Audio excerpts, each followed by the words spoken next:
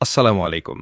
আজকের এই টিউটোরিয়ালে আমি দেখাবো কিভাবে আপনি আমাদের ই-কমার্স ওয়েবসাইটের ফেসবুক পেজ পোস্ট মডিউলটি কনফিগার করবেন। প্রথমে অ্যাডমিন প্যানেল থেকে বাম পাশের মেনু বারে যান। সেখানে থাকা ফেসবুক পেজ পোস্ট অপশনটিতে ক্লিক করুন। এখানে আপনি Facebook page auto post products ড্যাশবোর্ডটি দেখতে পাবেন।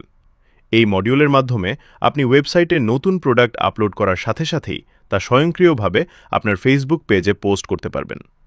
এটি সেটআপ করার জন্য প্রথমে আপনার ফেসবুক পেজের পেজ আইডি দরকার হবে। এর জন্য আপনার ফেসবুক পেজে যান। পেজের যে কোনো ফাঁকা জায়গায় রাইট ক্লিক করে ভিউ পেজ সোর্স অপশনে ক্লিক করুন। এরপর কিবোর্ড থেকে কন্ট্রোল-F চেপে পেজ আন্ডারস্কোর আইডি লিখে সার্চ করুন। সেখানে থাকা আইডি নাম্বারটি কপি করে ড্যাশবোর্ডের পেজ আইডি বক্সে পেস্ট করুন। এরপর প্রয়োজন হবে পেজ অ্যাক্সেস টোকেন। টোকেন তৈরি করার জন্য নিচে থাকা লিঙ্কে ক্লিক করে ফেসবুক গ্রাফ এপিআই এক্সপ্লোরারে যান।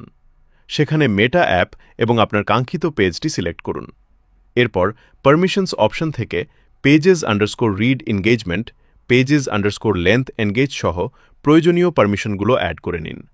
সব ঠিক থাকলে জেনারেট অ্যাক্সেস টোকেন বাটনে ক্লিক করে তৈরি হওয়া টোকেনটি কপি করুন এবং ওয়েবসাইটের পেজ অ্যাক্সেস টোকেন বক্সে পেস্ট করুন।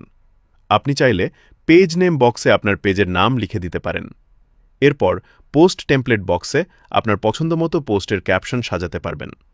ডায়নামিক ডেটার জন্য আপনি নেম, প্রাইস, লিঙ্ক এবং ডিসক্রিপশন ট্যাগগুলো ব্যবহার করতে পারেন।